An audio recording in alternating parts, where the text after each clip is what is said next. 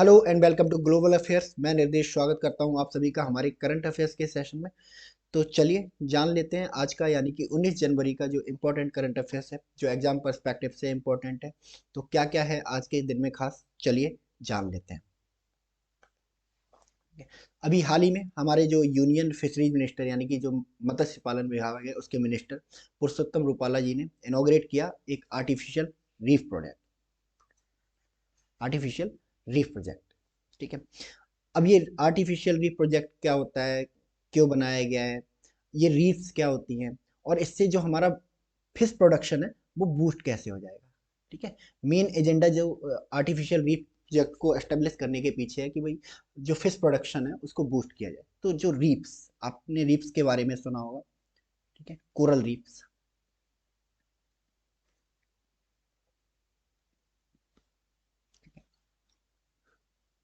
Ocean में अंदर पाई जाती हैं। ठीक है, और ये जो कोरल रीफ्स होती हैं वो अपने मिनरल्स के लिए, ओशनिक मिनरल्स के लिए काफ़ी फेमस होती हैं।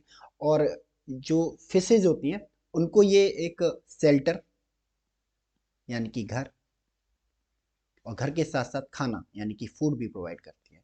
ठीक है, तो जिस ओशनिक रीजन में हमारी जो कोरल रीफ्स हैं वो अगर फ्लोरिश करेंगी तो वहाँ ऑटोमेटिकली फिश प्रोडक्शन क्या करेगा, फ्लोरिश करेगा। तो इसी को देखते हुए अभी हाल ही में हमारे जो यूनियन मिनिस्टर हैं पुरुषोत्तम रूपाला जी, ठीक है, यूनियन मिनिस्टर फॉर फिशरीज, इन्होंने आर्टिफिशियल रीफ प्रोजेक्ट हाल ही में इनोग्रेट किया है। ठीक है, कहाँ पे इनोग्रेट किया है इस आर्टिफिशियल रीफ प्रोजेक्ट को? तो ये इनोग्रेट किया गया है बाईझिंजाम, केरला। ठीक है, एक जगह है बाईझिंजाम जो कि केरला में, वहां पर आर्टिफिशियल रीफ प्रोजेक्ट को अभी हाल ही में इनोग्रेट किया है। ऑब्जेक्टिव क्या क्या है, मैंने ऑब्जेक्टिव आपको बता ही दिया है। The project is design to boost fisheries resources in the region, thus improving livelihood the traditional fisherman. ठीक है, क्योंकि फिशरीज आजकल के टाइम पे सिर्फ पहले जो मत्स्य पालन या जो फिशरीज का जो काम होता था, है ना, वो किसके लिए होता था? केवल अपने जीवन यापन के लिए, कि भाई खाने भर के लिए जो है मछलियां पालनी।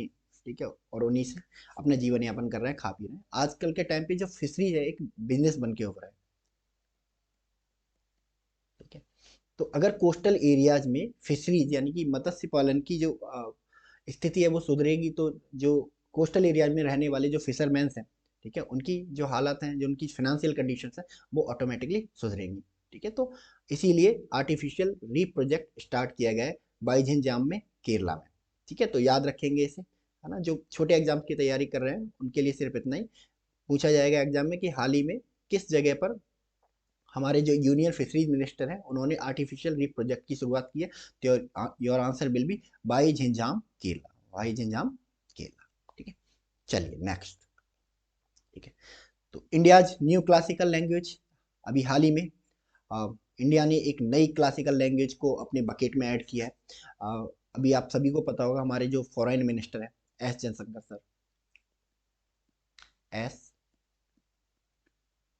जयशंकर सर, ठीक है, इन्होंने विजिट किया ईरान को, जहाँ पर इन्होंने डिक्लेयर किया कि भाई एक और क्लासिकल लैंग्वेज है जिसको हम ऐड करने जा रहे हैं। तो ईरान में क्यों डिक्लेरेशन हुआ इस रिगार्डिंग? तो इसका सीधा सा रीजन ये है कि फारसी लैंग्वेज यानी कि पर्शियन लैंग्वेज को ऐड किया गया है as a new classical language of India. ठीक है, पर्शियन फारसी, आप समझ रहे होंगे कि ये ईरान में क्यों डिक्लेयर डिक्लेयर किया गया है। तो ईरान, ईरान को पहले पर्शिया के नाम से जाना जाता था। ठीक है, 1925 में वो बात अलग है कि 1925 में जो पर्शिया है उसका नाम बदल के क्या कर दिया गया, ईरान कर दिया गया, और एक इस्लामिक रिपब्लिक बना। ठीक है, उसकी जो मेन लैंग्वेज थी आज भी है, पर्शियन ही है। तो पर्शियन लैंग्वेज हमारे इंडिया में कैसे आई, है ना, जब इन्वेडर्स आए, मुगल्स आए, तो जो पर्शियन लैंग्वेज है वो भी अपने साथ लेके आए। और बहुत समय तक मुगल काल में जहांगीर शाहजहां के काल तक जो ऑफिशियल लैंग्वेज हुआ करती थी इंडिया की, वो पर्शियन ही हुआ करती थी। सारे डॉक्यूमेंट, सारी पोइट्री, सारी अ, जो जितने भी डॉक्यूमेंट्स होते थे वो पर्शियन लैंग्वेज में होते थे, सारे कन्वर्सेशन पर्शियन लैंग्वेज में होते थे। ठीक है, तो इसी वजह से हमारी इंडियन गवर्नमेंट ने डिसाइड किया है कि पर्शियन को यानी कि फारसी को बनाया जाएगा नई क्लासिकल लैंग्वेज। ठीक है, तो ये जो लैंग्वेज है पर्शियन लैंग्वेज, ये सेवेंथ क्लासिकल लैंग्वेज होगी इंडिया की, सेवेंथ क्लासिकल लैंग्वेज होगी। ठीक है। इससे पहले 6 क्लासिकल लैंग्वेज और पहले ऑलरेडी हमारे क्लासिकल लैंग्वेज के बकेट में ऐड की जा सकी हैं, जिसमें पहली तमिल है हमारी, जिसको 2004 में ऐड किया गया। सेकंड वन इज संस्कृत, जिसको 2005 में ऐड किया गया। थर्ड वन इज कन्नड़ा, जिसको 2008 में ऐड किया गया। फोर्थ वन इज तेलुगु, जिसको 2008 में ऐड किया गया। मलयालम, जिसे 2013 में ऐड किया गया। और लास्ट वन, जिसको 2014 में उड़िया को ऐड किया गया। ठीक है, तो अब जो नेक्स्ट हमारा होगा वो क्या होगा? फारसी। फारसी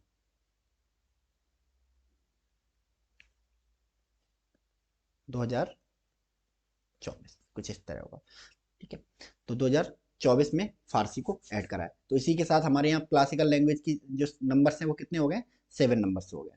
ठीक है, तो 7 क्लासिकल लैंग्वेज अभी इंडिया के पास में है, जिसमें सबसे रिसेंट ऐड हुई है फारसी। ठीक है, तो जो एग्जाम से उसमें आपसे पूछा जा सकता है कि भी हाल ही में कौन सी क्लासिकल लैंग्वेज को ऐड किया गया है हमारी क्लासिकल लैंग्वेज के बकेट में, तो आपका आंसर होगा फारसी, यानी कि पर्शियन। ठीक है, अब क्या क्राइटेरिया होता है ना? ऐसे तो कल को भोजपुरी भी बोलेगी हमें क्लासिकल लैंग्वेज बनाओ, या फिर मराठी भी बोलेगी, है ना? बहुत सारी जो रीजनल लैंग्वेजेस हैं वो क्लेम करने लगेंगे कि भाई हमें भी जो एक क्लासिकल लैंग्वेज का दर्जा दो। तो क्लासिकल लैंग्वेज के लिए हम लोगों ने एक क्राइटेरिया बना के रखा है हमारी इंडियन गवर्नमेंट ने, कि ऐसी लैंग्वेज जिसकी हिस्ट्री, रिटन हिस्ट्री लगभग 1500 से 2000 साल तक की है। ठीक है, ऐसी लैंग्वेज को कंसीडर किया जा सकता है एज ए क्लासिकल लैंग्वेज। आप इन क्लासिकल लैंग्वेज को देखिए, चाहे तमिल देखिए, आप संस्कृत देखिए, कन्नड़ा देखिए, तेलुगु देखिए, इनकी एक वास्ट हिस्ट्री है 1500 या 2000 साल पुरानी। इसके अलावा 1500 2000 साल पुरानी होने के अलावा इनका जो लिटरेचर है वो भी रिच होना चाहिए। ठीक है, इसके अलावा एक पर्टिकुलर एरिया में आज भी ये जिंदा हूँ, आज भी ये बोली जा रही हूँ, तो ये क्राइटेरिया होते हैं क्लासिकल लैंग्वेजेस के। ठीक है, तो नई क्लासिकल लैंग्वेज पर्शियन, फारसी, और ये है 7th क्लासिकल लैंग्वेज। ठीक है, तो इसको याद रखना। चलिए next, one vehicle one fast tag. ठीक है ना? वन वन की तरफ हम बहुत बहुत जा रहे हैं ना, one nation one tax, one nation one card, है ना? इस तरह देश को यूनिफाई कर रहे हैं एक तरह से, है ना? जो हम स्टेट वगैरह में, रीजन वगैरह में बटे हुए हैं, उसको यूनिफाई किया जा रहा है। तो उसी तरह one vehicle one fast tag का कॉन्सेप्ट है। ठीक है, तो इसे अभी हाल ही में किसके द्वारा लॉन्च किया गया है? नाई के द्वारा। ठीक है, नाई क्या है? नेशनल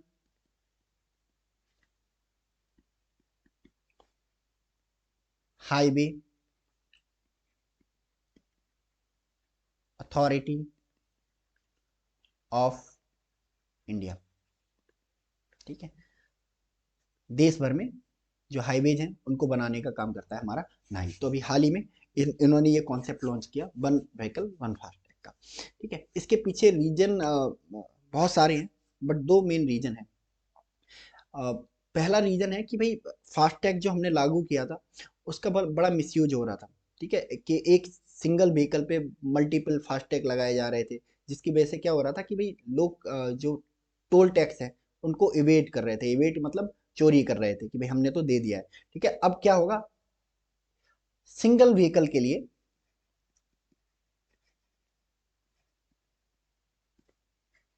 ठीक है, सिंगल फास्टैग।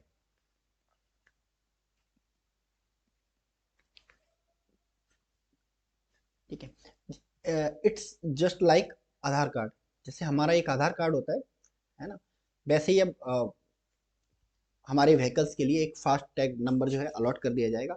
उसी के थ्रू हम जितने भी टोल टैक्स हैं उनको पे कर पाएंगे। अब हमें मल्टीपल फास्ट टैक्स टैक्स की बिल्कुल भी जरूरत नहीं है। तो इस पहल को किसने शुरू किया है? National highway authority of India ने। याद रखना, है ना? पूछा जा सकता है कि, है ना, विच institution recently launch one vehicle one fast tag. तो कई सारे ऑप्शन दे के रखे होंगे, एनआई या फिर ministry of transport, ministry of railway, है ना, वगैरह वगैरह।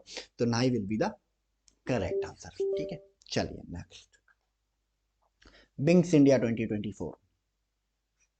ठीक है, टॉक ऑफ द टाउन है इस मंथ के लिए इंडिया में। तो बिंग्स इंडिया क्या है? एक एविएशन एक्सपो है। एविएशन एक्सपो है, और ये एशिया का सबसे बड़ा एविएशन एक्सपो इसको माना जा रहा है। तो अभी हाल ही में इसको ऑर्गेनाइज किया जा रहा है इंडिया में, और अभी हाल ही में से इनॉग्रेट किया हमारे union minister for civil aviation, इनका नाम है मिस्टर ज्योतिरादित्य सिंधिया साहब ने। ठीक है, ये इंडिया का ही नहीं एशिया का लार्जेस्ट एविएशन एक्सपो है। कहाँ पर इसको ऑर्गेनाइज किया गया है? बेगमपेट एयरपोर्ट। और ये बेगमपेट एयरपोर्ट कहाँ पे? हैदराबाद में। ठीक है, और इसका थीम क्या है? Connecting India to the world in Amritkaal, setting the stage for India civil aviation at the rate 2047। ठीक है, तो याद रखेंगे इस थीम को, connecting India to the world in Amritkaal, setting the stage for India civil aviation at the rate 2047। ठीक है, तो विंग्स इंडिया के बारे में जो प्रमुख चीजें वो आपको याद रखनी है, वो ये है, इनॉग्रेट किया गया इसको जो हमारे सिविल एविएशन मिनिस्टर हैं ज्योतिरादित्य सिंधिया साहब के द्वारा, और ये एशिया का लार्जेस्ट एविएशन एक्सपो है। इसे कहाँ पे ऑर्गेनाइज किया गया? इसे हैदराबाद बेगमपेट एयरपोर्ट पर इसको ऑर्गेनाइज किया गया, और थीम है इसका connecting India to the world in Amritkaal, setting the stage for India civil aviation at the rate 2047। ठीक है, चलिए next, state where PM unveils 4000 crore project recently. ठीक है, तो अभी हाल ही में एक विजिट पर रहे हमारे पीएम साहब, और जब वो इस स्टेट में गए तो उन्होंने वहां पे लगभग 4000 करोड़ रुपए के जो प्रोजेक्ट हैं उनका क्या किया? उद्घाटन किया, अनावरण किया। तो किस जगह पे गए थे वो? तो वो गए थे केरला में, खास करके कोची शहर में गए थे, जहां उन्होंने 4000 करोड़ के जो प्रोजेक्ट है वो लॉन्च किए। ठीक है, नेक्स्ट, अभी हाल ही में एक बॉलीवुड एक्टर है, ठीक है, उनको साइन किया गया as a brand ambassador of RuPay prime volleyball league session 3। ठीक है, ये आप इसे कह सकते हो, ये हमारे इंडिया का वॉलीबॉल वॉलीबॉल आईपीएल है। ठीक है, बहुत सारे टीमें, जैसे हम हमारी हैदराबाद जायंट है ना, चेन्नई सुपर किंग्स, ऐसे जिस तरह आईपीएल में टीमें खेलती हैं उसी तरह इसमें बहुत सारी टीमें बनाई गई हैं। तो इसका ब्रांड एम्बेसडर बनाया गया है एक बॉलीवुड एक्टर को, और उनका नाम है मिस्टर ऋतिक रोशन साहब, जो क्रिस में थे। ठीक है, चलिए नेक्स्ट। ठीक है, तो अभी हाल ही में एक आईसीसी ने एक बड़ा महत्वपूर्ण कदम लिया है, और एक बड़ा प्रोग्रेसिव स्टेप इसको माना जा रहा है। आईसीसी ने अपॉइंट किए हैं, है ना, पहली female neutral umpire in a bilateral series. ठीक है, यानी कि पहली बार किसी फीमेल एम्पायर को, है ना, अपॉइंट किया है किसी थर्ड पार्टी मैचों में। मतलब मान लो एम्पायर किसी अलग देश से है, मैच किन्हीं दो अलग देशों के बीच में हो रहा है, तो ऐसी फर्स्ट फीमेल न्यूट्रल एम्पायर अभी हाल ही में अपॉइंट की गई हैं, और इनका नाम है स्यू रेडफर्न। स्यू रेडफर्न। ठीक है, इन एम्पायर का नाम याद रखना इंपॉर्टेंट है एग्जाम पर्सपेक्टिव से। ठीक है, तो स्यू रेडफर्न इनका नाम है, और ये फॉर्मर इंडियन क्रिकेटर रह चुके हैं। ठीक है, इन्होंने 1998 के दौर में, है ना, कई सारे टेस्ट और वनडेज, है ना, इंग्लैंड के लिए खेले हैं। बाद में ये इन्होंने अपना जो करियर है वो अंपायर, है ना, उसकी तरफ मूव कर लिया, और आज ये बनी है आईसीसी की पहली फीमेल न्यूट्रल अंपायर। ठीक है, तो पूछ सकता है एग्जाम में, है ना, which cricketer is appointed as ICC first female neutral umpire. ठीक है, इन्हें बायलैटरल सीरीज, किस बायलैटरल सीरीज में? जो अभी हाल ही में होने वाली है ऑस्ट्रेलिया और वेस्ट इंडीज के बीच में। ठीक है, इसमें ये स्यू रेडफर्न, है ना, जो फीमेल न्यूट्रल एम्पायर है वो दिखाई देंगे। ठीक है, चलिए नेक्स्ट। अभी हाल ही में ब्रांड फाइनेंस एक फर्म है जो कई सारी रिपोर्ट्स हैं वो उनको जारी करती है, और उसने एक लिस्ट जारी की, ग्लोबल 500 आईटी सर्विस। ठीक है, आईटी सर्विस रैंकिंग। ठीक है, दुनिया की जो 500 आईटी कंपनीज हैं उनको रैंक किया गया। ठीक है, ranking of IT companies, IT company. ठीक है, किसके द्वारा? ब्रांड फाइनेंस के द्वारा। तो इनके अकॉर्डिंग एक इंडियन कंपनी है, ठीक है, जो दुनिया की second most valuable IT company बन के उभरी है, और उसका नाम क्या है? The one and only TCS. इसका फुल फॉर्म है टाटा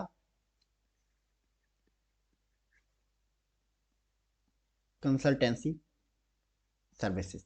ठीक है, टीसीएस। ठीक है, तो टीसीएस दुनिया की दूसरी सबसे वैल्यूएबल कंपनी है as per the report published by Brand Finance global 500 IT service ranking. ठीक है, इंपॉर्टेंट है एग्जाम पर्सपेक्टिव से, याद रखेंगे इसको।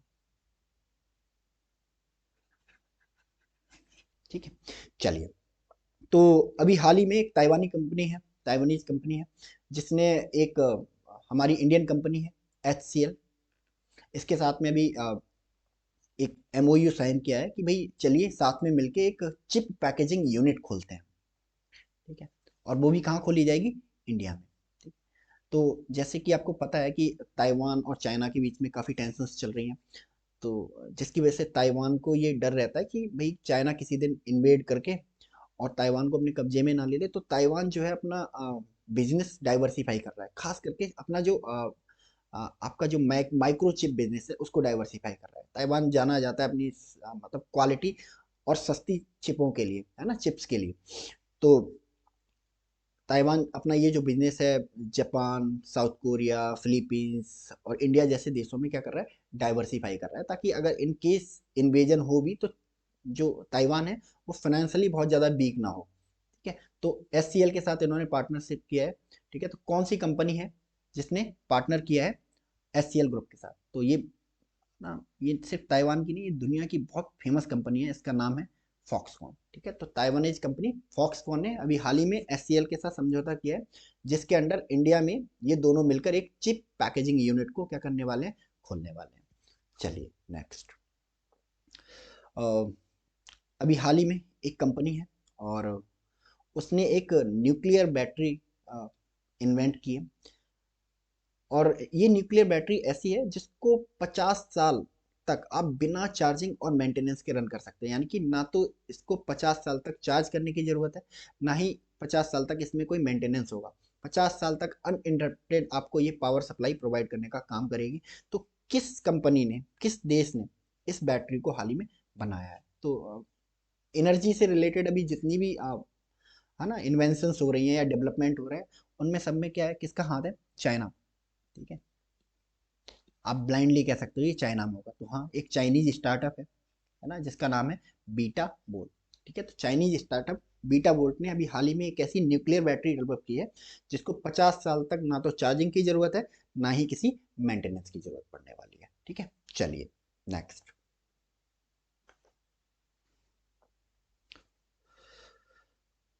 ठीक है, अभी हाल ही में एक स्टेट में पहली बार, है ना, तिब्बतन जो ब्राउन बियर है, ठीक है, उसको रिकॉर्ड किया गया, यानी कि इसका फोटो लिया गया, वीडियो बनाया गया। तो कौन सा स्टेट है जहाँ पर ये जो रेयर तिब्बतियन ब्राउन बेयर है इसको रिकॉर्ड किया गया है। ठीक है, रेयर तिब्बतियन ब्राउन बेयर। ठीक है, तो बट ओबियस सी बात है ना, जो नॉर्थ ईस्ट से लगता हुआ कुछ रीजन होगा, या फिर हम हिमाचल प्रदेश, उत्तराखंड, जम्मू कश्मीर से लगता हुआ कोई रीजन होगा।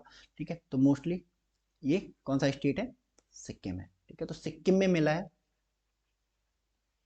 पहला recorded confirmation of rare Tibetan brown bear. ठीक है, तो याद रखेंगे इसको। चलिए नेक्स्ट, अभी हाल ही में एक इंस्टीट्यूशन है, उसने क्या किया कि आधार कार्ड को एक वैलिड बर्थ प्रूफ मानने से मना कर दिया, कि भाई अब जो आधार कार्ड पे जो डेट लिखी हुई है, आपकी जो जन्म तिथि, बर्थ डेट लिखी हुई है, अब उसको बर्थ प्रूफ नहीं माना जाएगा। रीजन इसके पीछे ये दिया गया कि भाई आधार कार्ड में क्या है, करेक्शन पॉसिबल है। ठीक है, इसको करेक्ट किया जा सकता है, करेक्शन करवाए जा सकते हैं। और करेक्शन ऐसा नहीं कि बहुत टफ प्रोसीजर है ना, जो लोकल वेंडर्स हैं, CSC वाले हैं, ये क्या कर सकते हैं, इसमें करेक्शन करेक्शन कर सकते हैं। तो इस करेक्शन की वजह से इसमें करप्शन की बहुत ज़्यादा पॉसिबिलिटीज है। ठीक है, तो इसी वजह से एक इंस्टीट्यूशन है, उसने कहा कि भाई हम तो इसको कम से कम नहीं मानने वाले एज अ बर्थ प्रूफ। तो कौन सा ऑर्गेनाइजेशन है, कौन सा इंस्टीट्यूशन है जिसने अभी हाल ही में आधार को बर्थ प्रूफ मानने से मना कर दिया, और ये इंस्टीट्यूशन है हमारा EPFO, employees provident fund organisation, जो है ना प्रोविडेंट फंड प्रोवाइड मैनेज करता है, प्रोवाइड करता है ना, EPFO। ठीक है, तो उसने अभी हाल ही में आधार को बर्थ प्रूफ मानने से मना कर दिया है। ठीक है, चलिए नेक्स्ट, ठीक है, तो ये रहा आज का आपका 19 जनवरी का करंट अफेयर्स। तो चलिए इसको एंड करते हैं, बट एक पॉजिटिविटी के साथ। Stay away from those people who try to disparage your ambitions. Small mind will always do that, but great mind will give you a feeling that you can become great too। यानी कि कहने का मतलब ये है कि भाई जो ऐसे लोगों से हमेशा एक दूरी बना के रखो, जो आपके एम्बिशंस, आपके गोल्स से आपको क्या करते हैं, डिस्ट्रैक्ट करते हैं, ठीक है, आपको डिस्करेज करने की कोशिश करते हैं। क्योंकि जो स्मॉल माइंड पर्सन्स होते हैं ना, वो हमेशा ऐसे ही करेंगे, है ना। वो खुद तो आगे बढ़ नहीं पाए कभी ज़िंदगी में, वो आपको भी कभी आगे नहीं बढ़ने देंगे, ठीक है। तो हमेशा ग्रेट माइंड्स के पास जाएँ, क्योंकि ग्रेट माइंड्स आपको हमेशा ये फीलिंग देंगे कि आप भी ग्रेट बन सकते हैं, ठीक है। क्योंकि उन्होंने ये ग्रेटनेस बड़ी मेहनत से पाई है, तो उन्हें पता है ना, कि कितनी मेहनत करनी होती है। तो वो आपको इंस्पायर करेंगे, जबकि स्मॉल माइंड्स जो है आपको हमेशा क्या करेंगे, डिस्करेज करेंगे। तो चलिए, आज के सेशन में हम लोग इतना ही रखते हैं, मिलते हैं हम लोग नेक्स्ट सेशन में। तो तब तक के लिए thank you so much and God bless you all.